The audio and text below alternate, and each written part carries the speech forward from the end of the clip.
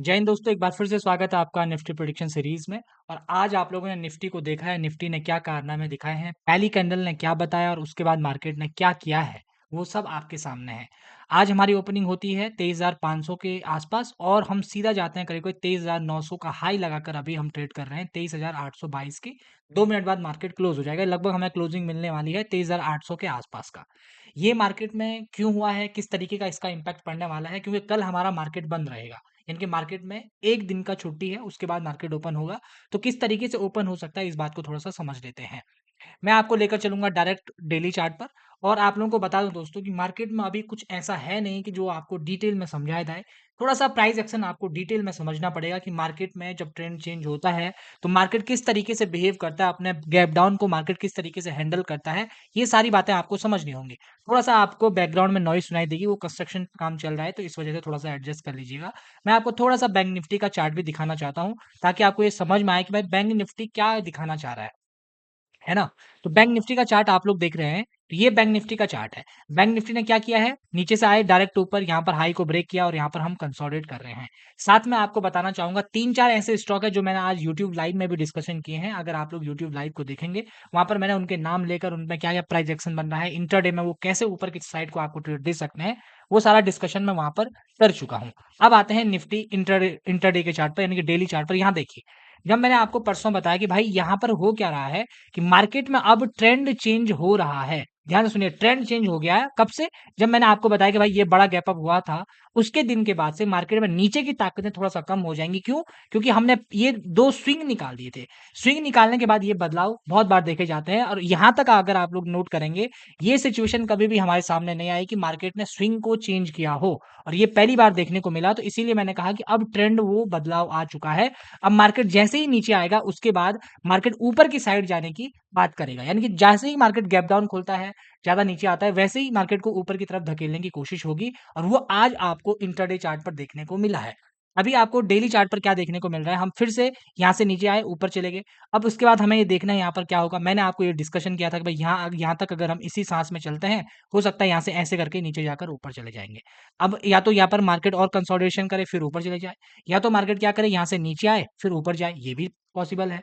अब इन सब में से आज एक चीज़ हुई कि हम गैप डाउन खोल गए, उसको हमने रिकवर कर दिया। अब मैं आपको कुछ चीज़ें दिखाना चाहता हूँ, वो चलेगा 15 मिनट के चार्ट पर, ठीक है?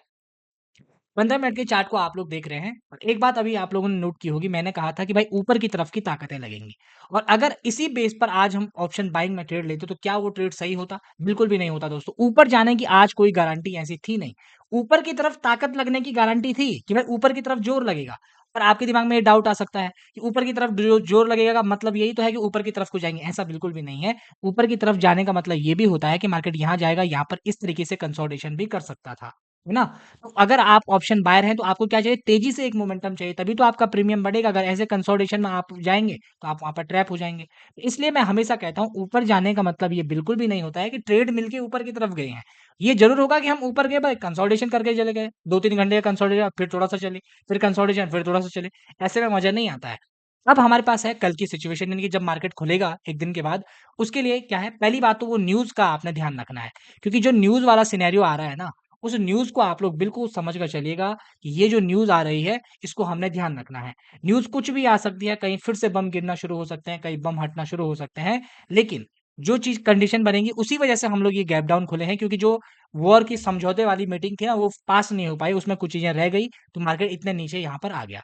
अब यहाँ पर अगर आप लोग नोट कर रहे हैं कि कल अब आने वाले दिन में क्या हो सकता है, तो पहली बात आपके पास जो इम्पोर्टेंट पॉइंट है, ये हाई आप अपने पास इम्पोर्टेंट रखिए, ठीक है? इस हाई को।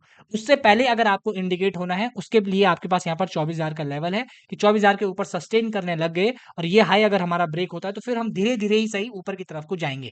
याद रखिएगा, सेटअप बनाकर जाना है, जब बनेगा तब जाना है। दूसरी बड़ी बात क्या है कि अभी हम 23,818 पर हमें क्लोजिंग मिली है। 23,818 का मतलब है 200 पॉइंट दूर कौन-सा है आपका अपना 24,000 का लेवल है और 100 पॉइंट दूर कौन-सा है, ये वाला लेवल, ये देखो, ये वाला हाई के आस-पास तक हम 300 का लेवल मुझे लग रहा है अचीव कर रहे हैं। अगर हम फ्लैट खुलते हैं, इस ज़ोन में अगर हम लोग खुलते हैं, तो हमको वेट करना पड़ेगा या कंसोलिडेशन जितना देर होता है, उसके बाद अगर हम ऊपर जाना चाहते हैं, तो ये हमारे पास रेजिस्टेंस बनेगा, इसके ऊपर सस्टेन करेंगे, फिर ऊपर की कहानी। लेकिन ये याद रखना कि यहाँ तक डे रेंज भी खत्म हो सकती है। उसके बाद आप लोग यहाँ नीचे आइए। नीचे अगर अगर आप लोग नोट करेंगे, अगर हम बड़ा गैप डाउन खुल जाते हैं, फिर से वही कहानी होगी, तो ये वाला जहाँ से हम सपोर्ट लेकर ऊपर गए हैं ना, यहाँ पर एक 23,500 का राउंड लेवल है, यहाँ तक हमारी कोशिश ऊपर की तरफ होगी। लेकिन मैंने आपको बता दिया, कोशिश ऊपर की तरफ होगी का मतलब ये बिल्कुल भी नहीं है कि यहाँ आपको एक्यूरेट ट्रेड मिलने वाला है। इस बात को आप लोग समझ लीजिए। ऊपर जाने का मतलब ये भी हो सकता है कि मार्केट एक ही जगह पर कंसोलिडेट करता हुआ खत्म हो जाए, उसके बाद धीरे-धीरे, धीरे-धीरे ऊपर की तरफ जाए, है ना? जो बेस्ट वन है मेरे हिसाब से 24,000 के ऊपर ही आपको कुछ सोचना चाहिए। अगर ऑप्शन बायर सोच रहा है, तो सेटअप बनाकर कुछ सेटअप बनता है, तो उसके बाद आपको वो कंडीशन अगर बड़ा गैप अप हो जाता है, 24,000 के आस-पास गैप अप हो जाता है, तो फिर को वेट करना है। यहाँ पर इस हाई के आस-पास हम क्या कंडीशन बना रहे हैं और साथ में जो एक बहुत महत्वपूर्ण चीज़ है, उसको भूलना मत दोस्तों, उसका नाम है बैंक निफ्टी।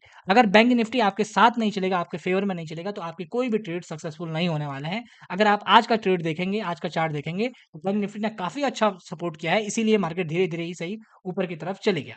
बाकी परसों आपने देखा है कि बैंक निफ्टी ने सपोर्ट नहीं किया, तो मार्केट ने एक ही जगह पर आपको फँसा दिया, बहुत सारे लोग वहाँ पर फँसे भी थे। और एक काम ज़रूर करिएगा दोस्तों कि आप लोग चैनल को सब्सक्राइब नहीं करते हैं और अगर आप लोगों को वीडियो पसंद आता है, तो वीडियो को लाइक, शेयर और कमेंट ज़रूर करिएगा ताकि हमें भी मोटिवेशन ज़रूर मिले। धन्यवाद।